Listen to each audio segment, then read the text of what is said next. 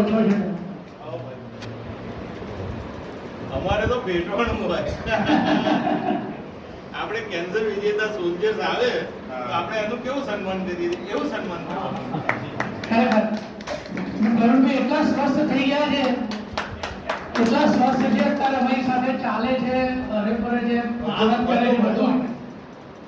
આજે એમનું બોલાશે નહીં અમારે પણ ખૂબ જ કાયમ યાદ કરતા હતો કે હું બહુ આભારી છું.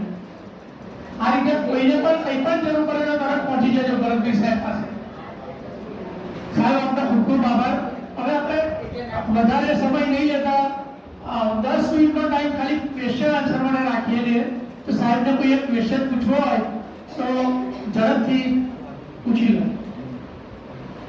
થાય છે ઘણી બધી જગ્યાએ હવે આયુષ્માન કાર્ડ ચાલે છે. કારણ કે બધાનું માનસિક એવું હોય કે બહુ જ કોસ્ટલી હોય એવું હોય. હવે આ બધી વસ્તુ જે છે ને એ એટલી બધી આધુનિક અને અદ્યતન છે એટલે તમે જ્યારે પહેલી વખત ક્યાંય પણ જાઓ ને તો એનું નિદાન ચોક્કસ કરાવી દો.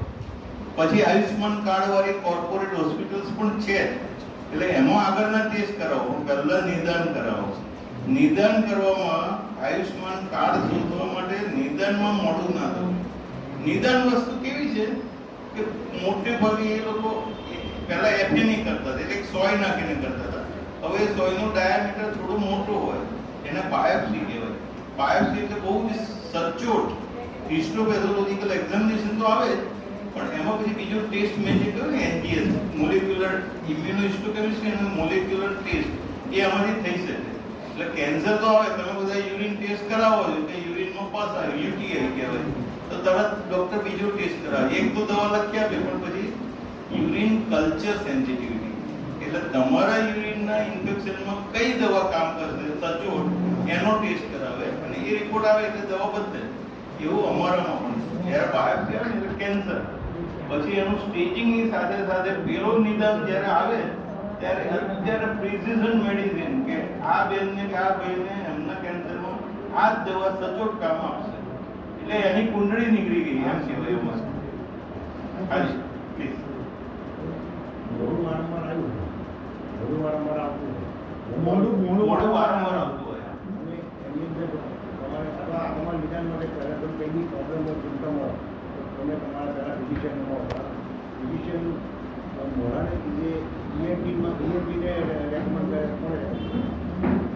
હા, જો મોડું વારંવાર આવી જતું હોય તો તમારે તમારા ફિઝિશિયનને અને એના માર્ગદર્શન હેઠળ ઈએનટી વાળાને મળી ને જે કહેતા હોય એ તો કરવું જ, પણ સાથે સાથે આપણે આપણા મોઢાની ચોખ્ખાઈ કોઈ ડેન્ટલ વાળાને પણ પૂછી જોવાનું. વાંકા ચોખ્ખા દાંત નથી ને, આપણે એ પણ જોવાનું કે કોઈ વસ્તુની એલર્જી નથી ને. હવે ઘણાને તમને એટલું હું સાદી વસ્તુ કહું કે મંદિરનું પ્રસાદીનું પાન બીડું ખાવાથી પણ મોઢું આવી જાય. એટલે આપણે દર વખતે ફિઝિશિયનને એ નહીં, કોમન સેન્સ આપણને આપણું શું થાય છે એ દરેકની પ્રકૃતિ જુદી છે, બરાબર? એટલે કોઈને સુરણ ખાવાથી થતું હોય, કોઈને શું ખાવાથી થતું હોય. એટલે આપણે એવું બધું એક ડાયરી રાખવાની કે મને આ મોઢું આ વધારે આવી ગયું, આપણે ચલો વિટામિન B12 કર્યા, કોલિન કર્યું, મોઢું સાફ રાખ્યું ત્યારે, પણ એમાં ક્યાંય જો ડોક્ટરે કહ્યું કેન્સર નથી તો પેલું વિચારવાનું મેં ગઈકાલ શું કર્યું હતું, ડાયરી લખી કાઢો, એ ફરી નહીં કરવું. એલર્જી ટેસ્ટ પણ થાય છે આપણા બ્લડમાંથી, એલર્જી ટેસ્ટ થાય છે અને એમાં એ લોકો આપણને 3 વસ્તુનો રિપોર્ટ આપે છે. એક કયો ખોરાક તમને અનુકૂળ નથી, તમારામાં શેની એલર્જી છે, બીજું કઈ ડસ્ટ અને પેલી આપણી આજુબાજુના વાતાવરણ વિશેની, અને ત્રીજું મેડિસિન્સ માટેની કે કઈ મેડિસિન તમને અનુકૂળ છે કઈ નથી. ઘણાને પેરાસિટામોલની એલર્જી આવે છે, ઘણાને ટામેટાની કાકડીની આવે છે, બરાબર, ગ્રાઉન્ડનટની આવે છે. તો તમે એનાથી એ બંધ કરી દો, બધાને ખવડાવો ખરા, તમે જાતે ના ખાઓ અને પછી તમારો પ્રોબ્લેમ સોલ્વ થઈ જાય છે. એટલો બધો નાનો હોય છે, તમને અનુકૂળ નથી. અને મોં જ્યારે સ્વચ્છ રાખીએ ને ત્યારે નોટ નેસેસરી કે પેલા જે સ્પેશિયલ ગાર્ગલ આવે છે એનાથી જ કોગળે કરવાનું. એ ગાર્ગલથી તમે ભલે કરો ડાયલ્યુટ કરીને એક પીવા, પણ આપણું સાદું પીવાનું પાણી સૌથી બેસ્ટ છે.